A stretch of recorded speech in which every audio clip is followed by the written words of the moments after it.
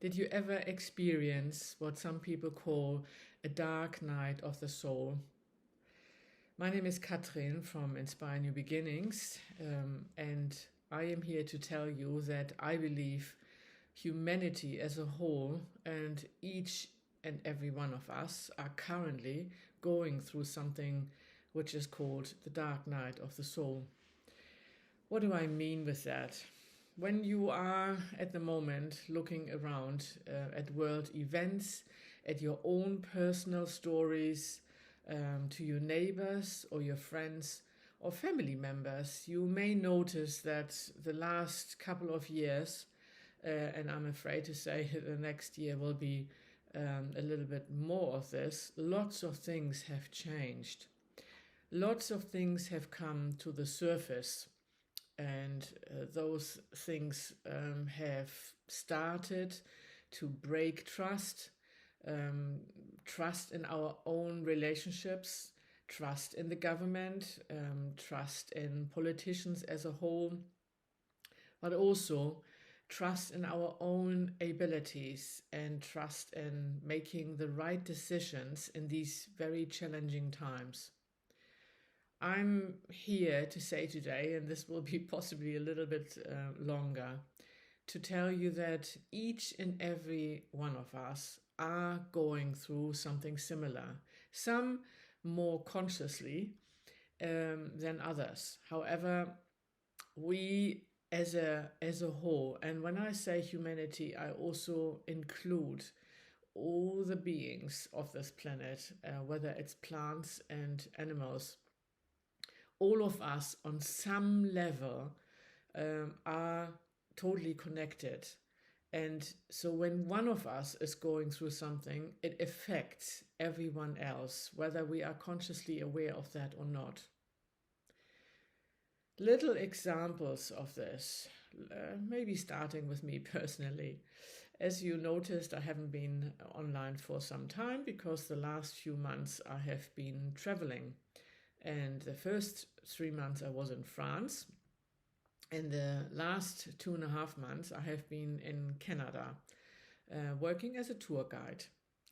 And what I noticed, and I found this really a little bit sad and almost upsetting too, that there are really people who go and travel into a foreign country to experience, which Canada is an amazing and beautiful country, travel around, and their main first thing in the morning is thinking about something negative, something from the past. And with that thought process, with that attitude, with that automatic behavior patterns, starting the day, looking for something that doesn't work, looking for things that are not nice, instead of appreciating and being grateful for all the things that we did experience and that we did see.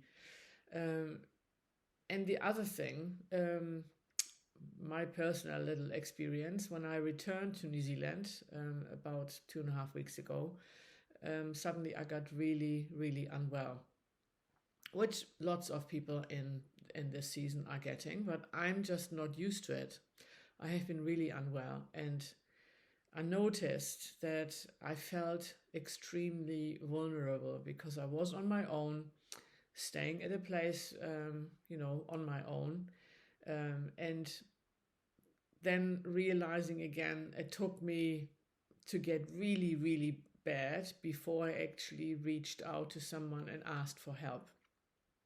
And realizing afterwards, this is one of my patterns. I just have extreme difficulties asking for help because there is this thing in my head that then, which I'm aware of, which I also know is rubbish, but it's still there, thinking I'm weak, I can do this somehow myself. If I'm asking for help, something else will be asked of me in return. All these kind of things coming up, and realizing how stupid they are. And it's not the first time I'm going through that, But going deeper, when you are feeling really vulnerable, and that often happens when you're either really sick, or for another example, when a loved one just has passed, or when you lose an animal, or you lose a job, or you lose a relationship. Any of those moments are extreme, and in any of those moments we then tend to go to an automatic process. So what's the automatic behavior that you are having?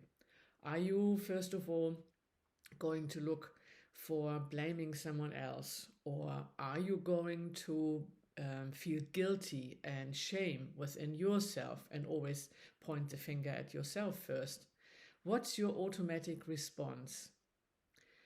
And then just yesterday, I was able to go outside again, being at my favorite beach in Nelson, sitting there at a most gorgeous day, and just simply doing one of my 2-pointers again. Not going through the whole motions, but all I wanted is some clarity within myself first. What is going on? Which step am I to take next? Shall I let go of everything I'm doing right now and start something completely different? Being really vulnerable and being kind of lost, and then asking just for clarity and admitting in the process to the all being, the universe, the space, whatever you want to call it, that I feel I failed, I'm not good enough, and I just feel lost. And immediately, as soon as I even started the process, I had this immense release. This is one of the reasons why I love this tool so much. The clarity did not straight away come forward, but what came forward straight away was a feeling of feeling connected with everything there is, and feeling protected, and feeling loved, and knowing I'm not alone. And it's okay to feel these feelings. It's also okay to be sometimes at a place where you really don't know where you're supposed to go next. It's absolutely fine and okay to feel any of these feelings. The release really helped me then, because behind all our vulnerabilities is when we finally, it's not giving up, it's surrendering. There's a huge difference between giving up and surrendering. And I surrendered to that part deep down. And afterwards I had more clarity.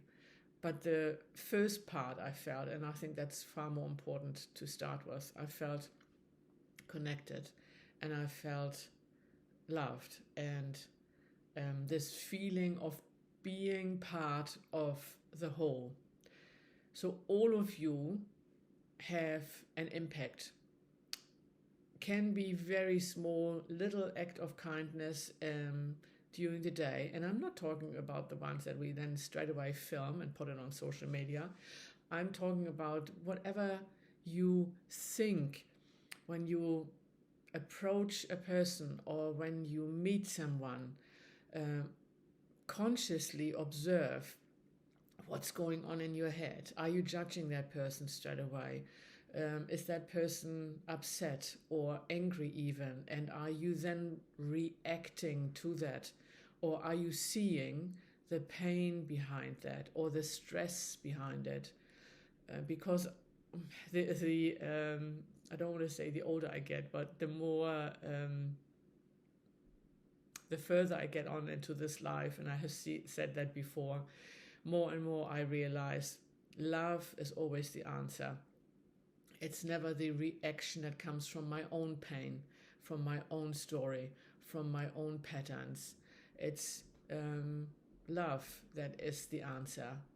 So I did that a few years ago, and I intend to do that now consciously for the next little while. When I encounter situations, when I encounter other people, or so-called problems that I'm having, I will ask, what would love do? And then go into that space between these 2 points, or the space between the space, and wait for first the feeling and then the answer. And I would love to encourage you to do the same. My last bit really is about where we all can practice that. When we are from the distance looking at something, for example, that's happening in the Middle East at the moment, it's very easy to go into judgment, and it's very easy to point the finger. And I must say, first of all, I don't really have enough historical or political knowledge to actually make a political statement. All I'm seeing is that humanity is suffering, and I'm seeing that innocent people are on both sides being dragged into something that they have been almost programmed to believe. I don't believe that when kids grow up, they straight away, naturally born, have an image of an enemy in their head. That is something we teach them. And we teach that by little comments we make, by the way we respond or react to other people in our own little environment.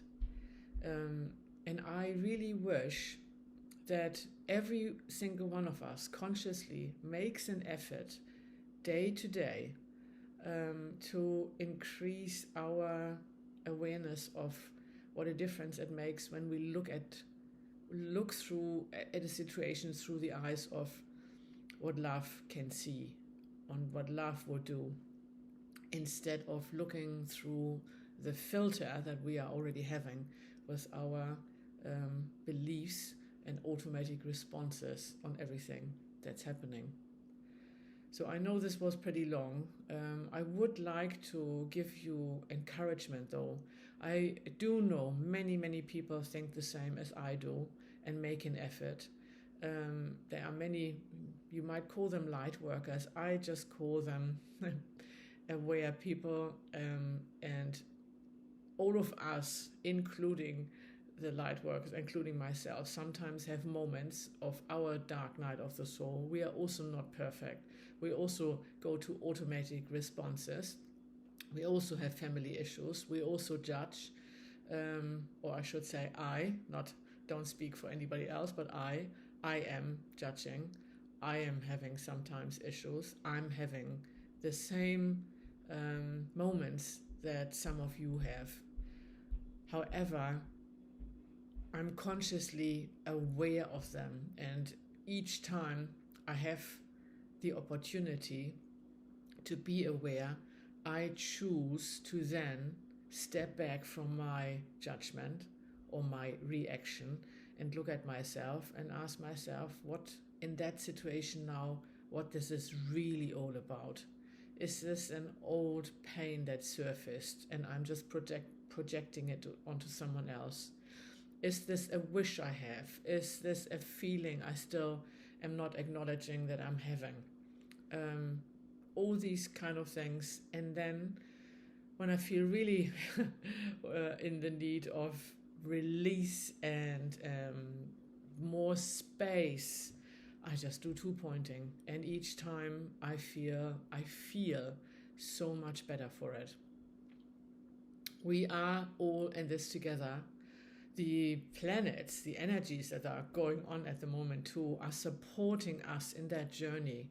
Everything that is not your real soul truth is coming to the surface, either in your own personal story or with a family member or a friend, or in the community you're living in, or even in the country you're living in. Everything that just is not serving the humanity or the souls of us, equally supporting us in being who we really are, which is love, is coming to the surface and wants to be released and wants to be transformed and wants to become conscious.